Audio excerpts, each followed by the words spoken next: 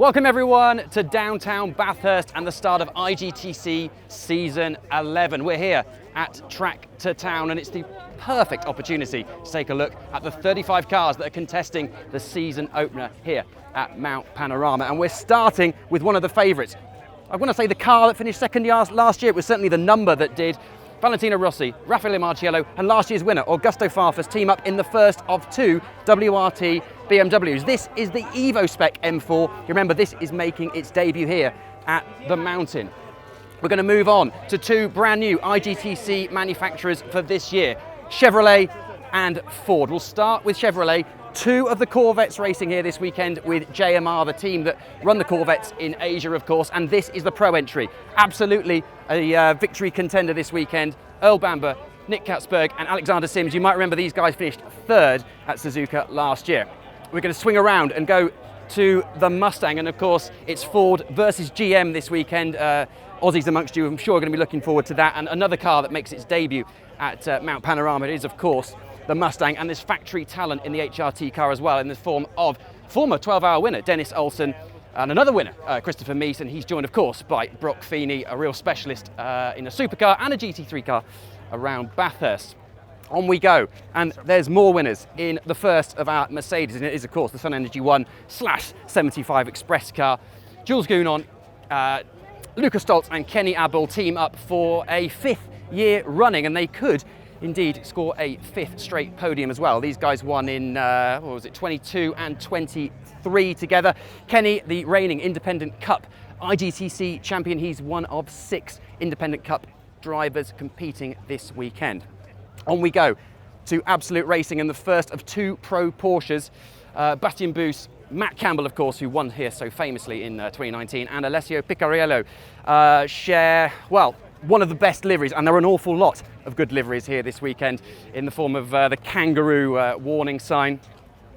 Absolute still looking for a big result here, but they are one of the top Porsche teams in the world.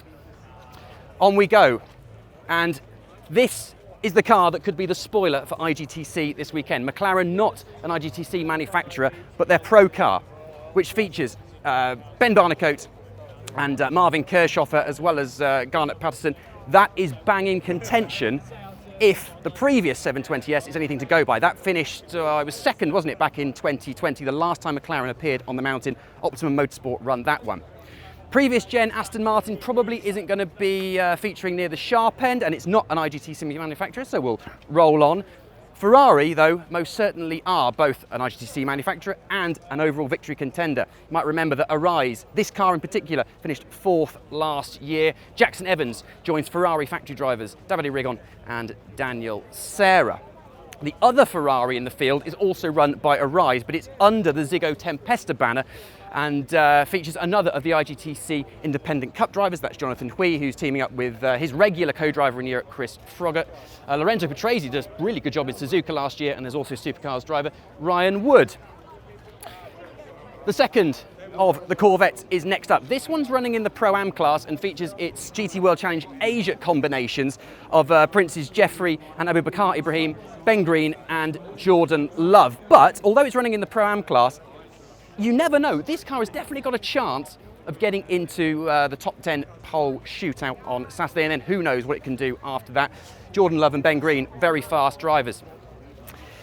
I guess you could call this well, it's certainly a factory Mercedes. GMR have got the new Mercedes AMG performance colours on this one this year. Maro Engel, of course, 2-time pole winner here, along with Mick Grenier and Maxime Martin. But it isn't the only factory Mercedes in the field. 10 Mercedes in total, and 6 of them running in the Pro class. And here's another one of them. It is the Grove Racing run, but Penrite Racing sponsored Mercedes AMG. That is running the 100 years of Penrite livery in the same way that Grove Supercars car does. Right, this is what I guess you would call the other factory Mercedes AMG, and it has an incredible livery on it. Fans of Initial D, that's sort of a manga program in Japan, will recognize this livery instantly. But this isn't a wrap. This has 150 pieces of individual vinyl on it. It's a white base. Everything else has been applied here at Bathurst. Maxi Goetz, Ralph Aron, and last year's pole winner, Lucas Auer. He was with Craft Bamboo last year as well. This car's going to go very well indeed. More Mercedes, as I say, we've got 10 of them, so you're going to see quite a few of them. And the next one is a real special one. It is STM's, well, I guess you could say supercars contingent of Tom Randall, Cam Waters and Chaz Mostert. And it has a very special cause this weekend as well. It is, of course, the Prostate Cancer Foundation of Australia. Look it up online. Please give what you can. It is a very good cause indeed. Too many men die of prostate cancer around the world. Thank you, guys. Right, on we go. And it is Tagani, a team that may be new to some of the international followers here, but they've got 3 cars with us. This is the factory car, and it's got Schiller, Ellis, and Jaden Ajada in it. As I say, you might not know much about Tagani, but these guys are going to be near the sharp end all weekend long.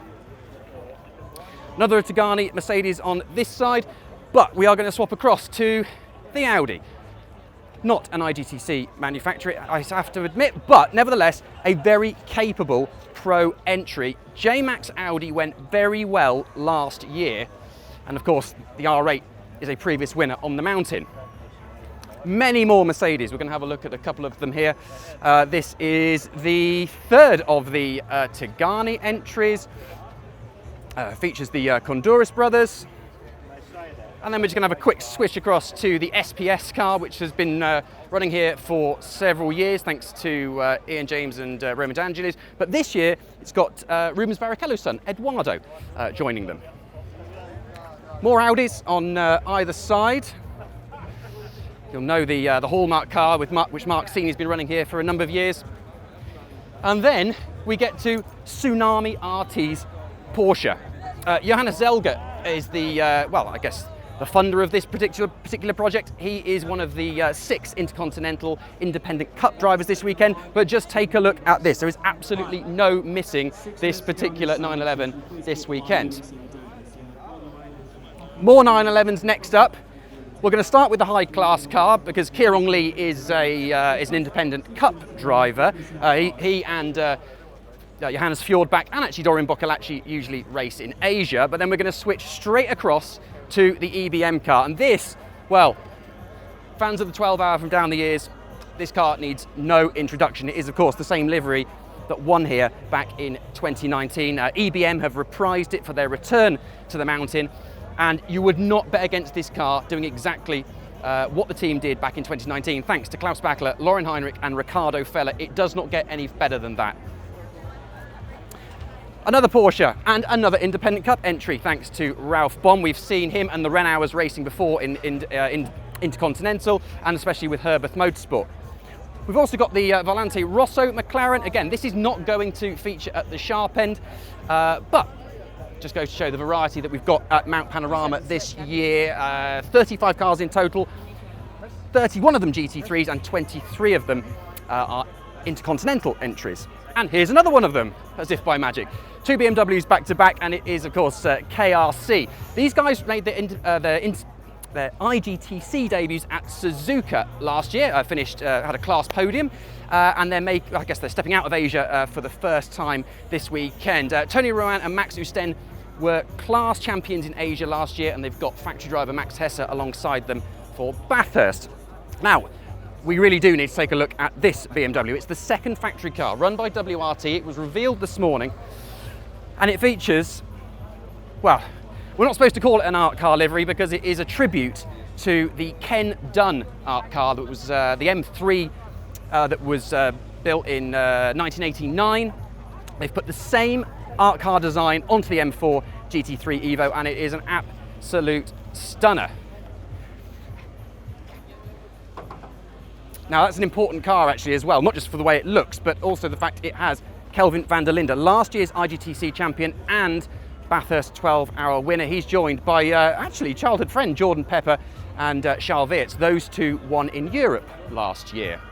Right, we're now getting down to sort of the class area, let's say, of the 12-hour. We've got a GT4 McLaren there, an IRC GT, that's going to go in the Invitational class, another of the Mercedes AMGs, and the KTM that's in Invitational, and a few of the cars that are also making up the support races. Right, that was a bit of a deep dive, wasn't it? Well, hope you can join us for the real thing on Friday. We've got practice 4 sessions live on GT World, then into Saturday, 2 more practice sessions, 2 qualifying sessions, and the Pirelli pole battle. And then of course, early on Sunday here at least, 5:45 in the morning, the best opening hour in motorsport goes green. And well, anything could happen at the Bathurst 12 Hour. It's going to be a classic.